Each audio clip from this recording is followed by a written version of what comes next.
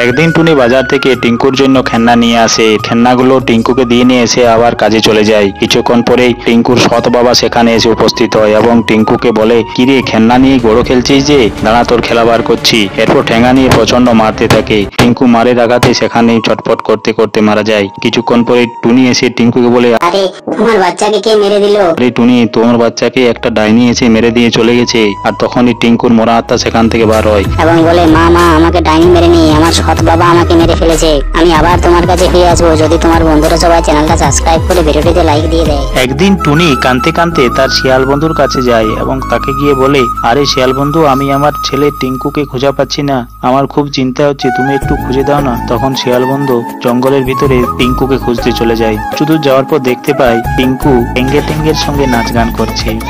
তখন শিয়াল টেঙ্গেকে গিয়ে বলে, আরে টেঙ্গে, তুমি টিঙ্কুকে কেন আটকে রাখেছো? তার মা তাকে খুঁজছে, তাকে যেতে দাও। তখন টিঙ্কু বলে, আমি মায়ের কাজ যাব না, আমি টেঙ্গের সঙ্গে নাচ গান করবো।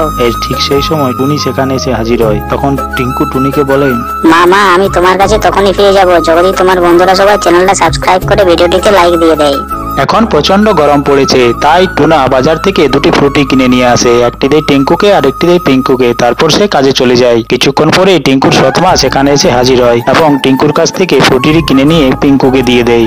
বলে, ছোটবেলায় নিজের মাকে খেয়েছে, এখন আবার ফ্রুটি খাবে, দূর হোক হতভাগা। তাই টিঙ্কু কাঁদতে কাঁদতে তার মরা মায়ের কবরের কাছে চলে যায়। সেখানে গিয়ে বলে, মামা তুমি আমাকে ছেড়ে চলে গেলে, আমার সৎ মা আমাকে প্রচন্ড অত্যাচার করেছে, আমাকে একটা ফ্রুটিও খেতে দিল না। একথা শুনে টিঙ্কুর মরা মায়ের আত্মা সেখানে এসে হাজির হয়। বলে, টিঙ্কু তুই কাঁদিস না, তোর বন্ধুদেরকে চ্যানেলটা সাবস্ক্রাইব করে ভিডিওটিতে লাইক দিতে বল, তাহলে তোকে অনেক ফ্রুটি দেবো। বন্ধুরা প্লিজ চ্যানেলটা সাবস্ক্রাইব করে ভিডিওটিতে লাইক দিয়ে দাও না। এই তো টিঙ্কু, তোর বন্ধুরা সবাই সাবস্ক্রাইব করতে আরম্ভ করে দিয়েছে। এই নে কত ফ্রুটি খাবি, খা। আর ফ্রুটির জন্য কখনো কান্নাকাটি করবি না, যখন খাওয়ার ইচ্ছে আমার কাছে চলে আসবি, বুঝলি? একদিন টিঙ্কু তার সৎবাবাকে একটা খেলনা চায়। তখন তার সৎবাবা প্রচন্ড রেগে যায়। তাই সে একটা ঠেঙা নিয়ে প্রচন্ড মারতে থাকে এবং টিঙ্কু সেখানেই মারা যায়। এরপর টিঙ্কু ভূত হয়ে আশেপাশে ঘোরাঘুরি করতে থাকে। একদিন টিঙ্কু মনে করে তার মৃত্যুর প্রতিশোধ নেবে, তাই সে তার সৎবাবার কাছে যায় তার মৃত্যুর প্রতিশোধ নিতে।